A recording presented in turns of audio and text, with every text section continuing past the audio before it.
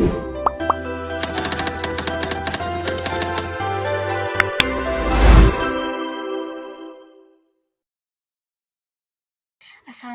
warahmatullahi wabarakatuh. Perkenalkan, nama saya Ananti Naftiani dengan NPM 5421123001. Prodi Argoteknologi semester 2 di Fakultas Sains Terapan Universitas Surya Kencana. Di sini saya akan menjelaskan tentang struktur dan kebutuhan nutrisi dari dua jenis mikroba kapang yang digunakan dalam pengolahan hasil pertanian melalui fermentasi. Ada dua jenis mikroba kapang yang digunakan dalam proses fermentasi, yaitu Rhizopus dan Neospora. Rhizopus ini memiliki dua jenis, yaitu Rhizopus oligosporus dan Rhizopus oryzae. Dua jenis ini digunakan dalam proses fermentasi pada pembuatan tempe. Sedangkan Neospora yang digunakan untuk fermentasi oncom menggunakan Neospora sitophylla. Beberapa bagian utama dari struktur Rhizopus meliputi yang pertama yaitu hifa. Rhizopus memiliki hifa yang merupakan benang-benang bersekat yang membentuk tubuh utama jamur. Hifa ini berfungsi untuk menyerap nutrisi dan lingkungan. Yang kedua yaitu stolon. Stolon adalah hifa horizontal yang tumbuh di permukaan substrat dan berperan dalam penyebaran jamur. Yang ketiga yaitu rhizoid.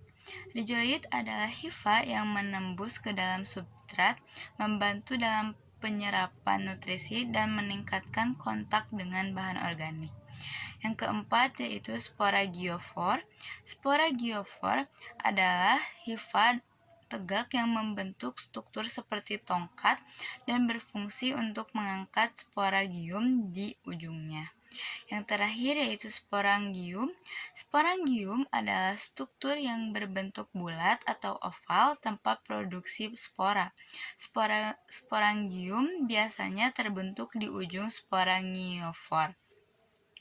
Struktur ini membantu Rhizopus dalam menyerap nutrisi, berkembang biak, dan menyebar ke lingkungan sekitarnya. Kebutuhan nutrisi utama bagi Rhizopus yaitu yang pertama karbohidrat, yang kedua protein, yang ketiga mineral, dan yang keempat air, dan yang terakhir yaitu vitamin. Lalu bagian utama dalam struktur Neospora sitophylla yaitu yang pertama hifa. Hifa ini seperti yang dijelaskan berfungsi untuk menyerap nutrisi dari lingkungan sekitarnya. Yang kedua yaitu hifa udara. Hifa udara adalah hifa yang tumbuh di atas permukaan substrat dan berperan dalam bertukar gas dan penyebaran jamur. Yang ketiga yaitu kondisi tumbuh. Neospora sitophylla biasanya tumbuh pada substrat yang kaya nutrisi seperti bijian atau bahan organik yang sudah membusuk. Yang keempat yaitu kolonisasi substrat. Neospora sitophylla dapat mengkolonisasi substrat dengan cepat, membantu lapisan hifa yang rapat untuk menguraikan dan menyerap nutrisi dari substrat. Yang kelima yaitu spora. Neospora sitophylla juga dapat membentuk spora sebagai bagian dari siklus hidupnya.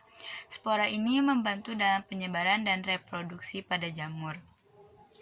Struktur ini membantu Neospora sitophylla untuk menyerap nutrisi, berkembang biak, dan juga bertahan hidup di lingkungan yang sesuai. Kebutuhan nutrisi utama bagi Neospora sitophylla yaitu yang pertama yaitu karbohidrat, yang kedua protein, yang ketiga nitrogen, yang keempat air, dan yang kelima mineral, dan yang terakhir yaitu vitamin.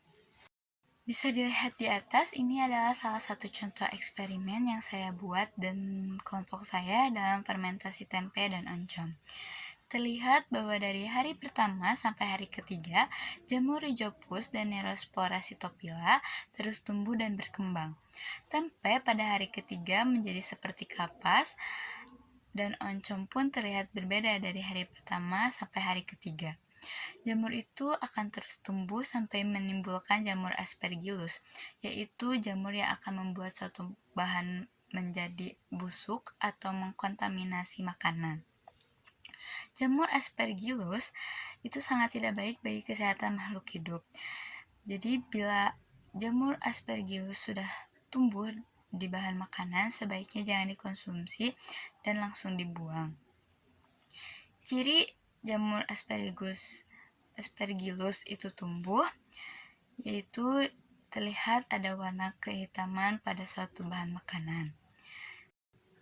Sekian dari saya, mohon maaf bila ada penjelasan yang kurang dimengerti. Saya Ananti Noftiani, pamit undur diri. Assalamualaikum warahmatullahi wabarakatuh.